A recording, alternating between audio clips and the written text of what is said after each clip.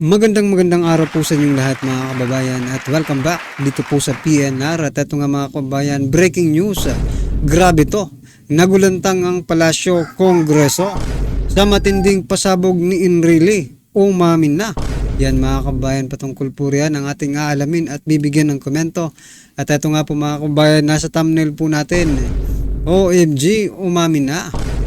Enrile kumanta na. Enrile po ay isang legal counsel, no, ni President Bongbong Marcos Jr. Vice President Sara Duterte ginigipit pero kumakapit. Yan mga kababayan. At ito nga po mga kababayan, i-share po natin itong balitang ito, no, kapapasok lang nito na nako si President Bongbong Marcos Jr. ay mayroon pong panawagan ngayong Kapaskuhan mga kababayan. Atin pong alamin at atin pong bigyan ng reaksyon yan maya-maya lang, okay? At ito pa, Vice President Sara Duterte nangunguna, kasama po si Senator Raffy Tulfo sa mga potensyal na presidential bets, no, na iboboto umano ng mga Pilipino kung ngayon isasagawa ang 2028 national election. Kumusta naman po si Tambaluslos? Hindi ba napangalanan? Nako.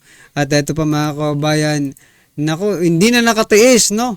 Itong si Chavit Singson, mga kababayan, isang senatorial aspirant, hindi na po nakatiis at nagkomento na nga dito sa pagpasok ng International Criminal Court sa ating bansa.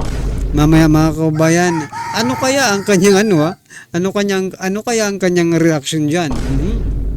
So ito mga kababayan, simulan na po natin dito po kay President Bongbong Marcos Jr. Ito po 'yan, no, mga kababayan, no. Alinsunod sa naunang panawagan ni President Bongbong Marcos Jr., hinikayat ng Malacanang ang mga ahensya ng pamahalaang iwasan, no, ang magpagkakaroon ng marangyang pagdiriwang sa Pasko bilang pakikiisa raw sa mga kababayang nasalanta ng bagyo. Yan mga kababayan, no. Ayon po yan kay Executive Secretary Lucas Bersamin. This call is in solidarity with the millions of our countrymen who continue to grieve over lives, homes, and livelihoods lost during 6 typhoons that pummeled us in a span of less than a month.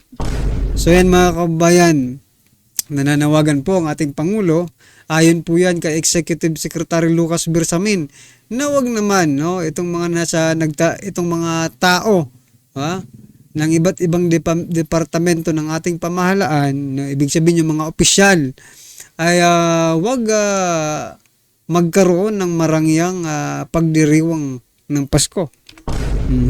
Pero teka lang. Matitiis ba yan ng BBM administration? Di ba? Ilang bagyo na ang lumipas, di ba? Siguro ko namimiss lang siguro nila yung party mga kababayan, no? Ibig sabihin ng marangya, ibig sabihin po, at ito opinion ko lang dito sa sinasabi nila, ibig sabihin lang siguro nito, wag nyong ipakita, no, sa taong bayan na marangya ang inyong selebrasyon ng Pasko. Kung baga, itago lang ninyo yung mga party, no, yung mga Christmas party, no, itago nyo lang kasi parang iniinsulto, nakaka-insulto na kayo, sobra na kayo sa ordinaryong Pilipino, diba? Yan lang siguro ang ibig sabihin yan mga kababayan. Kung kayo man ay mag-Christmas party, wag nyong gawing marangya sa mata ng taong bayan, no? For example, ito yung opisina nila, yung sa labas, syempre, konti lang yung dyan, yung dekorasyon. Pero pagdating sa loob ng opisina nila, doon na po ang party. Ganun ba ang ibig sabihin nito? Ano po ang ibig sabihin niyan sa inyo mga kababayan? Pero para sa akin, parang ganun po no? Hindi talaga maiiwasan yung maraming selebrasyon. Kayo pa, di ba? Kayo pa na mahilig sa mga party, hindi magiging, ay nako, huwag niyong lukuhin ng taong bayan. Well, anyway, ano pong inyong reaction dyan mga kababayan? At ito na nga, Vice President Sara Duterte ginigipit pero kumakapit. Yan mga kababayan, dahil po sa balitang ito. Nanguna si Vice President Sara Duterte at Senator Raffy Tulfo sa listahan ng mga potensyal na presidential bets na iboboto umano ng mga Pilipino kung ngayon isasagawa ang 2028 national election. Ayon sa survey ng non-partisan public opinion firm na WR Numero. Yan mga kababayan, kumusta naman si Tambaluslos? Hindi ba napangalanan? O yan pa naman po ang pangarap niya, maging presidente ng ating bansa or maging prime minister ng ating bansa. So yan. Kung ngayon ang eleksyon, nako. Si Vice President Sara Duterte at si Tulfo ang iboboto ng taong bayan. Yan mga karibin natin, kung kayo po ang tatanungin, Vice President Sara Duterte or Senator Tulfo, ay isali na rin po natin si Tambaluslos sa option ninyo. Sino po ang pipiliin ninyo kung ngayon po ang eleksyon? Yan mga kabayan. Well, anyway, ano po ang inyong reaction dyan? I-comment nyo na lang po. At ito pa, di na po nakatiis si diretsahang inihayag na senatorial aspirant Luis Chavit Singson ang kanyang pagtindig hinggil sa usap-usapang pagpasok umano ng International Criminal Court sa bansa. At ito po ang kanyang sinabi mga kababayan. Chavit Singson di raw pabor kung sakaling pumasok ang ICC sa bansa. Parami po ng parami ang sumusuporta dito kay dating Pangulong Duterte hingil dyan sa pagpasok ng ICC mga kababayan.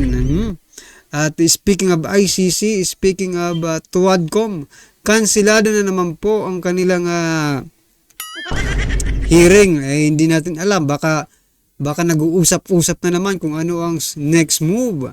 Baka binibriefing or binibigyan pa ng mga script yung kanilang mga witnesses. Nako, anong inyong masasabi niyan mga kababayan? I-comment nyo na lang po sa baba para at least alam po ng ating mga kababayan. Okay, at eto na nga. Eto na. Umamin na nga itong si tatay na rin ito lolo na ito no? Tinatawag ng dinosaur na ito ng in terms of politics, no? Dinosaur na po itong si Enrile. At ito mga kababayan, pakinggan po natin talagang even legal counsel ni President Bongbong Marcos Jr.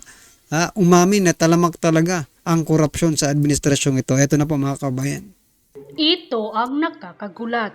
Viral at trending ngayon sa mundo ng social media ang di umano'y balitang. Masakit talagang tanggapin ang buong katotohanan, lalong-lalo na kung ikaw ay natamaan. Hindi mapigilang mag-react ng ilang mambabatas, lalong-lalo na ng ACT Teachers Party List Representative Franz Castro. Nang ma-real talk sila ng Congresswoman Duterte Youth Party List Drexy Cardema, na kapwa nila mambabatas. Tila nasampal ng buong katotohanan ang Kongreso at ilang mambabatas na pilit bumabatikos sa dating Pangulong Rodrigo Rua Duterte at sa Vice President Inday Sara Duterte.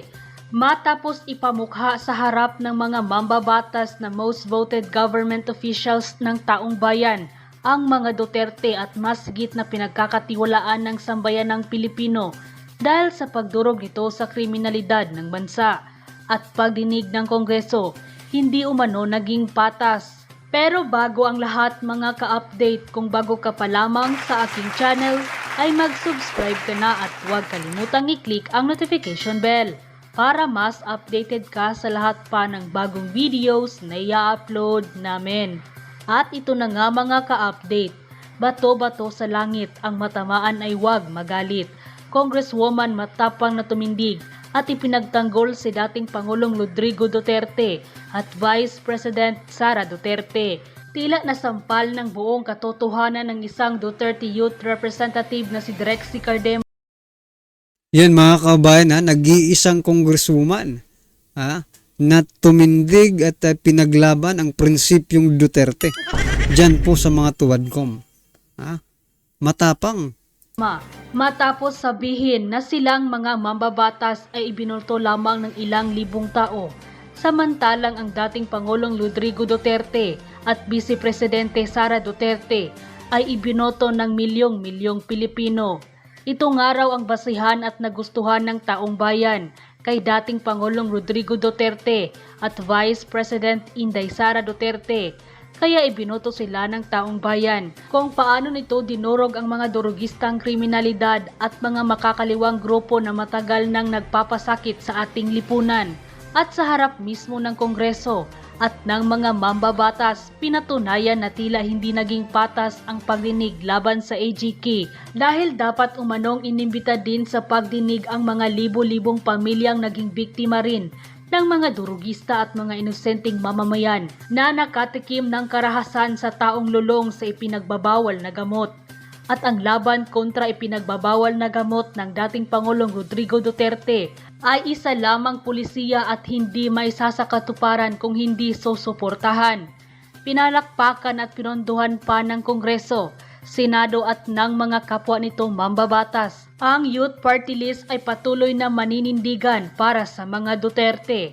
Bakit nga raw hindi imbestigahan ng mga ilang miyembro ng makakaliwang grupo na kumikitil ng buhay, mga pulis at sundalo na nagre-recruit pa di umano ng mga kabataan para lumaban sa gobyerno. Kaya hindi naman mapigilan ng marami sa ating mga kababayan na maglabas ng kani-kanilang hinaing at komento sa mundo ng social media. At ayon pa nga sa kanila, very well said po Congresswoman Drexy Cardema, sa pagsasalaysay mo ng buong katotohanan na most voted government officials ang mga Duterte dahil sa kanilang maraming nagawa sa bansang Pilipinas at di puro ngawa-ngawa lamang.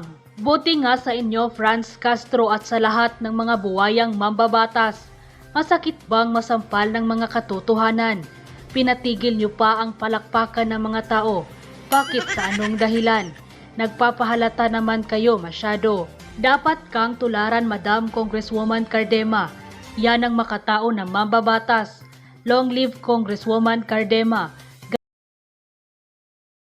Ito lang mga kababayan, no? Doon po sa Senado, nung nag-hearing po, no? About din dito sa mga AJK na ito, pinalakpakan po si Pangulong Duterte. At dito naman po sa Kongreso, sa Tuwadcom, pinalakpakan din itong supporter ni PRRD. Ano lang ba ang implication nito? Ano bang nais itong ipahiwatig sa ating lahat mga kababayan? Ganun ba kasama ang ginawa ni dating Pangulong Duterte? Or ganun kabuti? No? Ganun kaganda, ganun kabuti ang kanyang ginawa. Kasi pinapalakpakan no? Sabi nga, pag okay, palakpakan. Pag hindi, ay banatan. Pinalakpakan. Ibig sabihin mga kababayan, mabuti po ang kanyang ginawa. At maybe, talagang agree ang taong bayan dyan sa mabuting ginawa, no? Ito lang ang hindi agree, no? Even these Tuwadcoms, some of the members of these Tuwadcoms also agree. Hindi lang natin alam kung bakit sila tumuwad nga Hindi natin alam kung bakit sila tumuwadcom, di ba? Like for example, si Barbers, di ba? Siya po ang chairperson ng Committee on Dangerous Drugs. Noong panahon ni PRRD talagang puring-puri niya, pero ngayon siya rin po ang number 1 na nag-iimbestiga. Nako.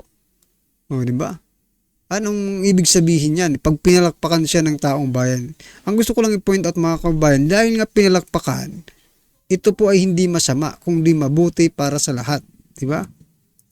God bless. Bonggang speech mo ate. Ganyan ang kailangan ng taong bayan. Matapang, may paninindigan. Duterte Youth Party List. Tama, balatan nyo yan si Franz Castro. Convicted yan. May kaso iyan. Dapat nga nasa kulungan yan. Papaano na lamang ang mga taong naging biktima ng mga durugista at mga kriminal? Masyado kayong bias. Dapat pinapadalo nyo rin ang mga naging biktima ng mga durugista nang magkaalaman na. Palagi nyo na lang pinoprotektahan ng mga durugistang mga yan na paghahalataan na kayo masyado. End quote. Magandang araw mga kaibigan. Magandang araw din po. Pag-usapan natin ang talamak na korupsyon sa ating bansa ngayon. Nako. Dumarami na ang mga tao na nag-iingay, nagpapalabas ng kanilang frustration dahil sa hindi maagapan na pangungurakot sa ating bansa. Ito, nabigla ko.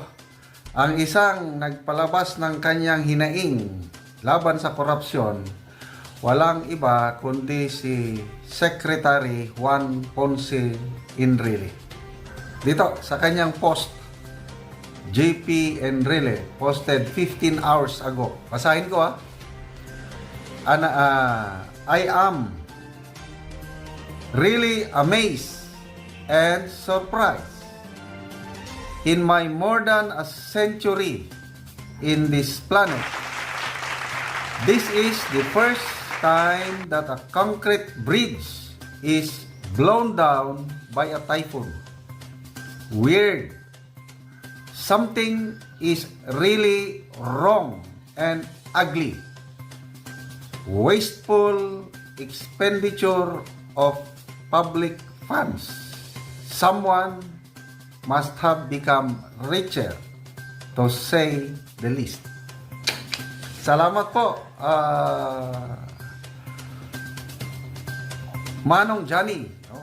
Do we call this one more than 100 years old na po si ex-senator, Secretary Enrile ngayon. Salamat naman at nagparamdam kayo.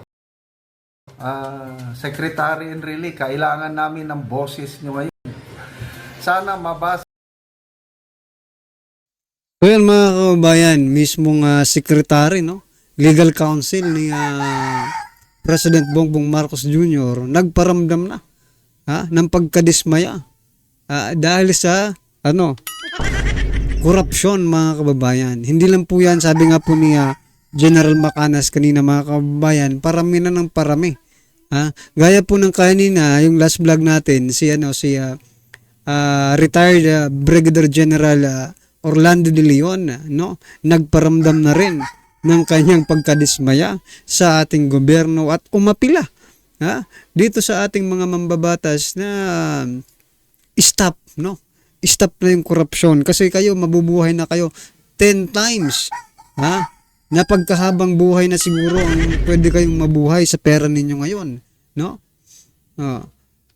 So yung ating mga tayo mga kababayan, hindi natin alam bukas makalawa, hindi na tayo di ba, maka-afford na mga bilihin at saka nako talaga naman pamahal po ang presyo ng mga bilihin at pataas na pataas po ang inflation rate.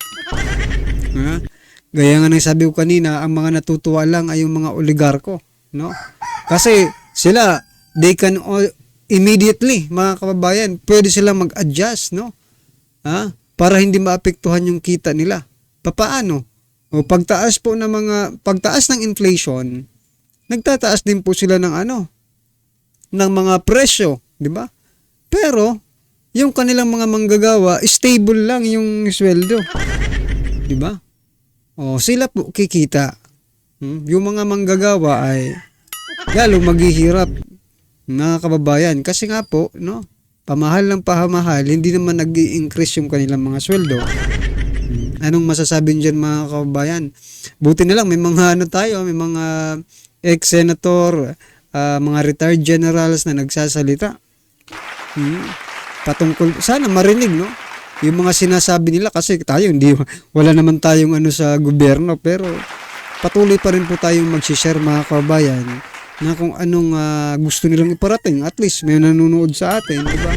Malaman nila yung opinion natin at yung mga nararamdaman natin. Kaya kayong mga kababayan, you are freely to comment whatever your comments are dito po sa ating comment section. Alright? Maraming salamat po.